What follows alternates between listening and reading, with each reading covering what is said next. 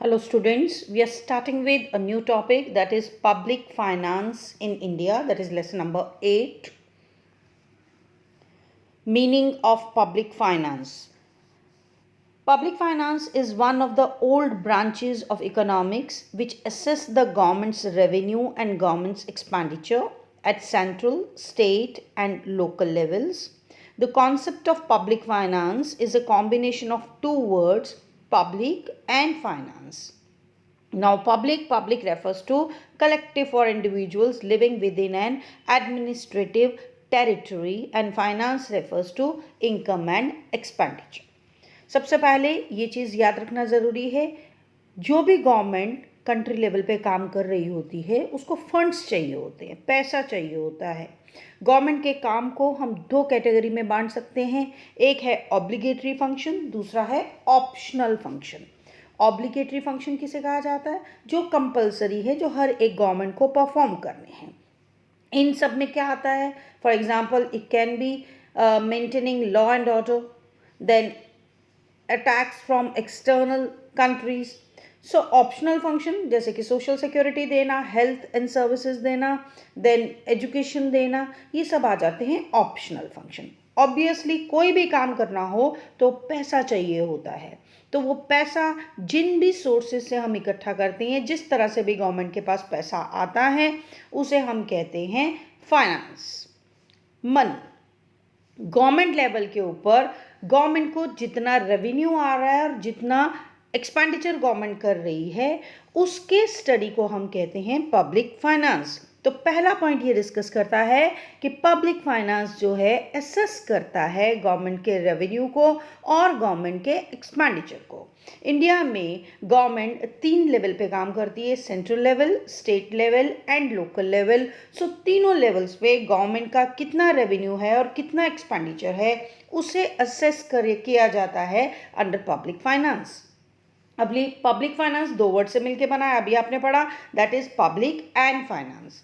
Public का मतलब हम जो इंडिविजुअल्स हमारे एडमिनिस्ट्रेटिव टेरिटरी में रह रहे हैं उसे हम कलेक्टिव नेम देते हैं, तो हम कहते हैं पब्लिक। और फाइनेंस का मतलब है income and expenditure. So this word is required to be written under the meaning of public finance. एक डेफिनेशन कर लेते हैं। We are doing the definition of professor Findlay Shirras. देखते हैं इस डेफिनेशन में उसने क्या कहा। Public finance is the study of principles underlying the spending and raising of funds by public authorities. अब यहाँ पब्लिक अथॉरिटीज का मतलब क्या है? गवर्नमेंट। यानी कि हम यहाँ पर असेस करते हैं, कैलकुलेट करते हैं कि गवर्नमेंट ने कहाँ से फंड्स इकट्ठे किए और कहाँ कहाँ खर्च किए। सो पब्लिक फाइनेंस क्या है? It is a study of principles underlying the spending and raising of funds by public authorities. Structure देखते हैं, structure of public finance. Now the structure or the scope of public finance can be shown as follows. So you must remember, scope के लिए अगर answer आता है तो भी यही चार्ट आपका आंसर में लिखना है। Structure of public finance at a glance, you can see it has been divided into major 5 categories. First is public expenditure, second public revenue, third is public debt, fourth is fiscal policy and fifth one is financial administration. Public expenditure को आगे 4 category में बांटा गया है, that is revenue expenditure, capital expenditure, development expenditure, non developmental expenditure. Then public revenue को देखा जाए तो 2 कैटेगरी में बांटी गई है, tax revenue and non tax revenue.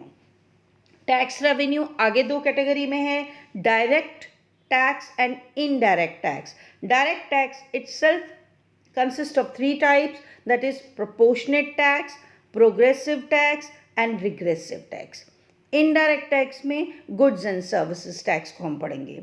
Non tax के अंदर there are 7 type, fees, prices of public goods and services, special assessment, fines and penalties, gifts, grants and donations, special levy and borrowings. Fiscal policy 4th point के अंदर public expenditure, public revenue and public डेप्ट, 3 चीज़ें आती हैं। Then financial administration का मतलब revenue expenditure and debit policy for overall growth. Let us study all these points in detail. पहला देखिए, पब्लिक एक्सपेंडिचर किसे कहा जाता है। अभी पब्लिक एक्सपेंडिचर यानी कि गवर्नमेंट का खर्चा। गवर्नमेंट के 3 level, that is central level, state level and local level, तीनों लेवल पे गवर्नमेंट जो भी खर्चा करती है लोगों की भलाई के लिए या उनकी नीड्स को सेटिस्फाई करने के लिए या इकोनॉमिक वेलफेयर के लिए, सोशल वेलफेयर के लिए, उस खर्चे का कलेक्टिव नेम अगर एक दिया जाए तो उसका नाम है public expenditure. Public expenditure is that expenditure which is incurred by the public authority, bracket में आपको लिख के दिया गया है, central, state and local bodies, for the protection of their citizen, for satisfying their collective needs and for promoting their economic and social welfare. Till 20th century, the majority of the governments had adopted a policy of laissez-faire. आपको already laces fair का meaning बता दिया गया है। Laces fair का मतलब होता है नो गवर्नमेंट कंट्रोल, यानी कि 20th सेंचुरी तक गवर्नमेंट कोई भी काम इस तरह का नहीं करती थी, गवर्नमेंट अपना कोई भी कंट्रोल नहीं रखती थी. Under this policy the functions of government were restricted to the obligatory function only, that means government were not doing the optional functions. लेकिन modern government is not only performing obligatory function but nowadays they are also doing the optional functions. अभी optional function क्या है मैंने already discuss किया. Once again I am telling, optional functions they are like pensions given to the people, welfare measures taken, health services given, educational services given. These are optional function of the government. So now government is not following laissez-faire policy. Government is doing the work of optional services also. Therefore, the study of public expenditure is now an important part of public finance. Second is public revenue. Revenue मतलब कमाई. अभी अगर आप खर्चा कर रहे हैं तो आपके पास कमाई तो होनी ही चाहिए. अभी देखते हैं पब्लिक रेवेन्यू में क्या पढ़ना है. Public revenue means the aggregate collection of income with the government through various sources, यानी कि अलग अलग साधन जिधर से भी पैसा गवर्नमेंट के पास आ रहा है वो पब्लिक रेवेन्यू के कैटेगरी के अंडर आएगा. Public revenue holds the permanent position in the study of public finance which is a part of study of economics. Thus, the necessity of public revenue arises due to public expenditure. Obviously, अगर आप public expenditure के बारे में पढ़ रहे हैं तो public revenue भी एक बहुत इंपॉर्टेंट पार्ट है आपकी स्टडीज का. अभी पब्लिक रेवेन्यू सोर्सेज दो तरह के, tax revenue and non tax revenue. Third is public debt. Like a private individual, the government also needs to raise loans. You know that बहुत सारे खर्चे रहते हैं. So जैसे कभी एक इंडिविजुअल पर्सन को हो सकता है लोन की ज़रूरत पड़ती है, इसी तरह गवर्नमेंट को भी लोन की ज़रूरत पड़ती है. तो दैट मीन्स गवर्नमेंट जब लोन लेती है, पैसा इकट्ठा करती है, तो इसे पब्लिक डेप्ट कहा जाता है. So, raising debt is the most common activity of any government because government expenditure generally exceeds government revenue. Now, this is very, very important line. Government expenditure exceeds government revenue. That means खर्चा ज़्यादा और कमाई कम. अभी अगर खर्चा ज़्यादा हो रहा है और कमाई कम हो रही है तो ऑब्वियसली हमें बाहर से लोन लेना पड़ेगा. बाहर से दैट मीन्स लोन लेना पड़ेगा. वो लोन आप अपने ही कंट्री के अंदर से भी ले सकते हैं और बाहर की कंट्री से भी ले सकते हैं. सो पब्लिक डेप्ट policy of the government plays an important role in the public finance. तो यहाँ हमें बहुत इंपॉर्टेंट पॉइंट मिला कि गवर्नमेंट भी अपने खर्चे को पूरा करने के लिए लोन लेती है और वो लोन के लिए कौन सी कैटेगरी है, दैट इज पब्लिक डेप्ट. अभी देखते हैं गवर्नमेंट लोन कहाँ से लेती है. There are mainly two types of public डेप्ट. पहला इंटरनल डेप्ट, सेकेंड एक्सटर्नल डेप्ट. तो आपको ध्यान रखना है इंटरनल डेप्ट किसे कहा जाएगा, दैट मीन्स गवर्नमेंट अपने ही कंट्री के अंदर से लोन जब इकट्ठा करती है तो उसे इंटरनल डेप्ट कहते हैं. और एक्सटर्नल डेप्ट बाहर की कंट्री से, फॉरेन से जब पैसा लिया जाता है लोन में तो उसे कहा जाता है एक्सटर्नल डेप्ट. Let's have a look at that. Internal debt. When a government borrows from its citizens, banks, central bank, financial institutions, business houses, etc. within the country, then it is known as internal debt. और external debt के बारे में, when a government borrows from foreign government, foreign banks or institutions, international organizations like International Monetary Fund, World Bank, etc., it is known as external debt. Fourth is fiscal policy. अब ये fiscal policy क्या होता है? इसका मतलब ये है कि गवर्नमेंट अपने खर्चे को एडजस्ट करती है और टैक्सेस रेट को एडजस्ट करती है ताकि उसका स्पेंडिंग जो है वो लेवल में रहे. So fiscal policy is the means by which a government adjust its spending levels and tax rate to monitor and influence a nation's economy. That means government अपने खर्चे को पूरा करने के लिए टैक्स रेट में स्लैब को चेंज करती है, उसे कहते हैं fiscal government policy, fiscal policy of the government. So fiscal policy क्या है? Fiscal policy is the means by which a government adjust its spending level and tax rate to monitor and influence a nation's economy. It deals with the public expenditure, public revenue and public debt. यानी कि तीनों जो आपने पहले point पढ़े उन सब से डील क्या करता है? That is fiscal policy. In short, it is a financial policy implemented by the government. So आपको याद रखना है fiscal policy का मतलब क्या है? Financial policy. Remember that fiscal policy means financial policy.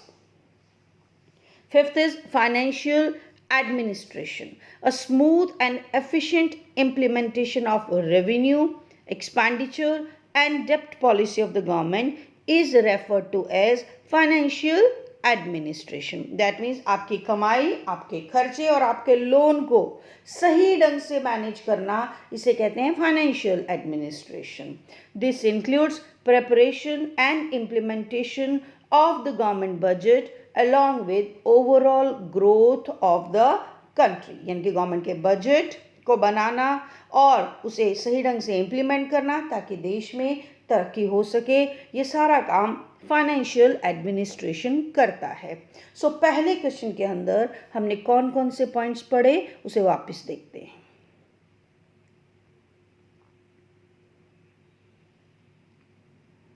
सबसे पहले हमने कवर किया meaning of public finance.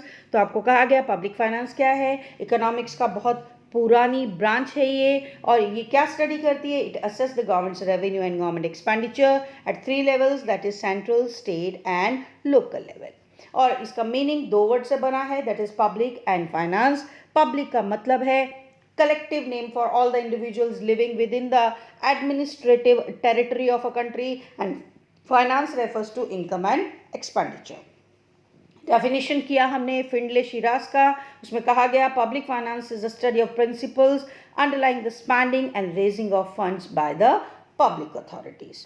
Then we cover structure of public finance, जिसमें हमने ये चार्ट को स्टडी किया. हमने देखा कि पब्लिक फाइनेंस को हम 5 कैटेगरी में बांट सकते हैं. First is public expenditure, then public revenue, public डेप्ट, fiscal policy and financial administration, जिसे हमने डिटेल में आगे स्टडी किया. पहला पॉइंट हमने लिया पब्लिक एक्सपेंडिचर. पब्लिक एक्सपेंडिचर का मतलब हमने ये देखा कि गवर्नमेंट अभी सिर्फ ऑब्लिगेटरी फंक्शंस पे ही खर्च नहीं करती, ऑप्शनल फंक्शंस पे भी खर्च करती है. तो यहाँ पर हम ये स्टडी करते हैं कि 3 लेवल की जो हमारी गवर्नमेंट है, that is central, state and local government, वो किस तरह से अपने सिटीजन्स के काम को करने के लिए, कलेक्टिव नीड्स को पूरा करने के लिए, सोशल वेलफेयर के लिए खर्चा करती है. यानी कि जो पुराना मेथड था लेसर अफेयर पॉलिसी का, जिसमें गवर्नमेंट कोई एक्टिव रोल नहीं लेती थी आपके ऑप्शनल फंक्शन के लिए, वो ख़त्म हो गया है. अभी गवर्नमेंट ऑप्शनल फंक्शंस भी परफॉर्म करती है. दैट मीन्स पब्लिक एक्सपेंडिचर के अंदर गवर्नमेंट के दोनों फंक्शंस आते हैं, that is obligatory function also and optional function also. Second हमने किया पब्लिक रेवेन्यू, यानी कि इसका मतलब ये है कि गवर्नमेंट को कमाई किधर किधर से होती है उन सब को यहाँ पर स्टडी किया जाता है. So public revenue is a part of the study of economics. Public revenue 2 sources से आता है, tax revenue and non tax revenue. Then we did with public debt. अभी public debt क्या है? Like a private individual, the government also needs to raise loans. In fact, raising debt is the most common activity of the government. यानी कि अपने खर्चे को पूरा करने के लिए गवर्नमेंट भी बाहर से या अपने ही देश के अंदर से लोन लेती है. इसे कहते हैं पब्लिक डेप्ट. पब्लिक डेप्ट को इसीलिए दो कैटेगरी में बांटा गया, internal dept and external dept. Then physical policy means आपकी गवर्नमेंट की फाइनेंशियल पॉलिसी जिसमें टैक्स स्लैब को एडजस्ट किया जाता है to the spending levels. Then financial administration, that means तीनों चीज़ों को, रेवेन्यू को, एक्सपेंडिचर को और आपकी डेप्ट पॉलिसी को एक एफिशिएंटली इम्प्लीमेंट किया जाता है अंडर द फाइनेंशियल एडमिनिस्ट्रेशन. उसके लिए गवर्नमेंट बजट बनाती है ताकि ओवरऑल इकोनॉमिक ग्रोथ को पाया जा सके. ये था हमारा first question. Let's move to the second topic. The topic is what are the reasons for the growth of public expenditure. What are the reasons of growth in the public expenditure. Let's do the explanation of this.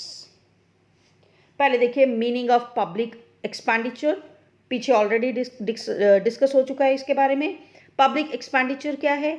Public expenditure is that expenditure which is incurred by the public authorities, that is central, state and local bodies, for protection of their citizens, for satisfying their collective needs and for promoting their economic and social welfare. In short कहा जाए तो public expenditure का मतलब क्या है? Government के दो तरह के खर्चे को पब्लिक एक्सपेंडिचर में डाला जाता है, that is obligatory functions and optional functions. Already discuss किया गया. 20th सेंचुरी तक government laces affair policy adopt करती थी जिसमें गवर्नमेंट नॉन इंटरवेंशन पे आती थी. That means non intervention means freedom from government control था. गवर्नमेंट सिर्फ ऑब्लिगेटरी फंक्शंस परफॉर्म करती थी, but now government is performing optional functions also. अभी देखते हैं कि इस खर्चे में लगातार बढ़ोतरी हो रही है, बढ़ रहा है ये खर्चा, तो उसके रीजंस कौन कौन से हैं. सबसे पहले देखिए reasons for the growth in public expenditure के अंदर फर्स्ट पॉइंट बनता है हमारा increase in the activities of the government. As mentioned earlier, the modern government performs many functions for the social and economic development of the country. These functions include education, public health, public works, public recreation, social welfare schemes, etc. It is observed that new functions are continuously being undertaken and old functions are being performed more efficiently on a large scale by the government. This leads to increase in public expenditure. बहुत simple सा explanation दिया है उसने ये कहा government के खर्चे लगातार बढ़ते चले जा रहे हैं. अभी लगातार बढ़ते चले जाते हैं क्योंकि गवर्नमेंट जो ओल्ड फंक्शंस परफॉर्म कर रही थी वो शॉर्टर लेवल पे थी, अभी वो फंक्शन को लार्जर लेवल पे परफॉर्म कर रही है. मोर ओवर कई ऐसे फंक्शंस हैं जो लगातार क्रिएट हो रहे हैं जिनके ऊपर गवर्नमेंट खर्चा कर रही है. फॉर एग्जांपल एजुकेशन के ऊपर कंटिन्यूसली खर्चा बढ़ रहा है, हेल्थ के ऊपर बढ़ रहा है, पब्लिक वर्क्स, पब्लिक रिक्रिएशन या सोशल वेलफेयर के ऊपर लगातार खर्चा बढ़ रहा है. दैट मीन्स जैसे जैसे ऑब्वियसली आपकी नीड्स बढ़ती हैं, आपके खर्चे बढ़ते हैं, तो इसलिए लिखा गया है increase in the activities of the government has led to the growth of public expenditure. A second point is rapid increase in population. बड़ा सिंपल सा आंसर है, जितनी ज़्यादा पॉपुलेशन बढ़ेगी ऑब्वियसली उतना ज़्यादा गवर्नमेंट का खर्चा बढ़ेगा. Population of developing countries like India is increasing fast. In 2011 census, it was 121.02 crores. As a result, the government has to incur greater expenditure to fulfill the needs of the increasing population. That means खर्चा population के साथ बढ़ता है. जैसे population बढ़ती है वैसे खर्चा भी बढ़ता है. Third is growing urbanization. Spread of urbanization is a global phenomena of the day. अभी अर्बनाइजेशन मीन्स शहरीकरण. आपको गांव को शहर बनाना है तो ऑब्वियसली खर्चे बढ़ेंगे. आपको गांव में वाटर सप्लाई देना है, रोड्स बनानी है, इलेक्ट्रिसिटी देनी है, स्कूल कॉलेजेस खोलने हैं, ट्रांसपोर्ट देना है, सैनिटाइजेशन देना है. अभी हर पर्टिकुलर एरिया में या हर पर्टिकुलर गांव में आपको शहरों जैसी सुविधाएं देनी हैं तो ऑब्वियसली खर्चा तो बढ़ेगा ही. So growing urbanisation is also the cause of increase in the public expenditure. Our fourth point is increasing defense expenditure. दुश्मन से अपने आप को बचाना है तो हमें भी डिफेंस के ऊपर खर्चा करना पड़ेगा, आर्म्स एंड एम्यूनेशन खरीदने पड़ेंगे. In modern times defence expenditure of the government is increasing even in the peacetime due to unstable and hostile international relationship. आपको पता ही है हमारे आजू बाजू की कंट्रीज़ के साथ कैसे रिलेशन चल रहे हैं. उनसे बचने के लिए या अपने आप को स्ट्रॉन्ग रखने के लिए हमें इक्विपमेंट्स, आर्म्स, एम्यूनेशन पे खर्च करना पड़ता है. So this is due to increasing defence expenditure. Our fifth is spread of democracy. Majority of the countries of the world are democratic in nature. In a democratic form of government is expansive due to regular elections and other such activities. आपको पता है हर 5 years में हमारे देश में election होते हैं and this results in the increase in the total expenditure of the government. हर 5 साल में बहुत सारा खर्चा होता है इलेक्शन के ऊपर और ये भी एक कारण है जिसकी वजह से गवर्नमेंट का एक्सपेंडिचर बढ़ता है. 6 is inflation. Inflation means महंगाई. Just like a private individual, the government has to buy goods and services from the market for the spread of economic and social development. जैसे हम शॉपिंग बाहर से करते हैं वैसे गवर्नमेंट को भी करनी पड़ती है. Normally, prices show a rising trend. Due to this, the government has to incur increasing cost. That means inflation का असर एक कॉमन पर्सन पे ही नहीं होता, गवर्नमेंट पे भी होता है क्योंकि चीज़ें महंगी होती चली जा रही हैं सो गवर्नमेंट का खर्चा भी बढ़ गया है. देन है industrial development. Industrial development leads to an increase in production, employment and overall growth in the economy. Hence, the government makes huge effort for implementing various schemes and programs for industrial development. This results in increase in government expenditure. Obviously industrialization करना है, production को बढ़ाना है, employment को बढ़ाना है, growth को बढ़ाना है. इन सब को बढ़ाने के लिए हमें क्या करना पड़ेगा, हमें बहुत सारी स्कीम्स, बहुत सारे प्रोग्राम्स लॉन्च करने पड़ेंगे अंडर द इंडस्ट्रियल सेक्टर. अभी ये गवर्नमेंट कर रही है और इसकी वजह से ऑब्वियसली खर्चा भी बढ़ रहा है. 8th is disaster management. Many natural and man-made calamities like earthquakes, floods, cyclones, social unrest etc. are occurring more frequently. यानी कि earthquake, floods ये सब आ रहे हैं. अभी आपको पता है कोविड भी आ गया है. So the government has to spend a huge amount for the disaster management which increases total expenditure. Modern government are working for welfare state, hence there is a continuous increase in the public expenditure. तो हमने क्या पढ़ा, हमने reasons for growth in public expenditure के अंदर 8 point पढ़े हैं. तो इन 8 पॉइंट्स को भी आप अच्छे से तैयार कीजिए. So go through the topic very well and prepare yourself. Thank you very much.